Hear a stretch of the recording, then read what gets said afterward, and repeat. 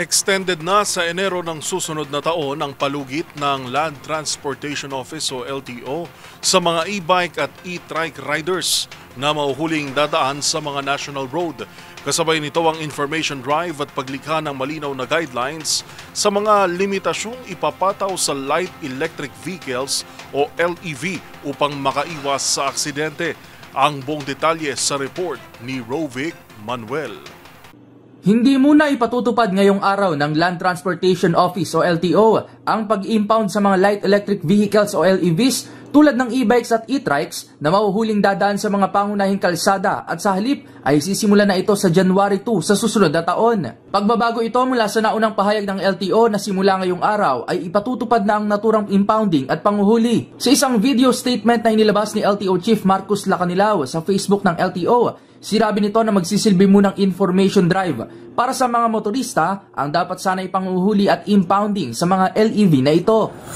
Nais ko pong linawin, narinig ng ating Pangulong Bongbong Marcos at ni Secretary Giovanni Lopez ang inyong concern. Kaya pansamantalang walang impounding operation habang nagpapatupad muna kami ng malawakang information drive upang bigyan ng sapat na panahon ang lahat na maunawaan at makasunod sa umiiral na regulasyon. Ayon sa LTO Chief, simula ngayong araw makikita na ang mga LTO officers sa mga pangunahing kalsada para isulong at ipaliwanag sa publiko ang tamang paggamit ng LEVs. Mag-i-issue rin anya sila ng guidelines at campaigns para mas maging malinaw kung saan lang ba pwedeng dumaan ng e-bikes at e-trikes.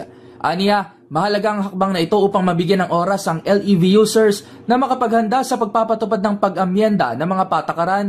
Gayunpaman, binigyan din nila kanilaw sa pahayag na pagsapit ng January 2, 2026, magkakaroon na ng mahigpit na patakaran sa impounding at apprehension sa mga lalabag na e-vehicles na dadaan sa national highways at tiniyak na wala na itong extension pa.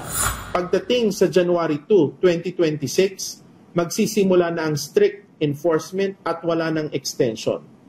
Sa huli, iisa lang ang layunin ng LTO, hindi upang pahirapan ng publiko, kundi upang matiyak na ang ating mga kalsada ay ligtas, maayos at may malinaw na pananagutan ng bawat gumagamit nito.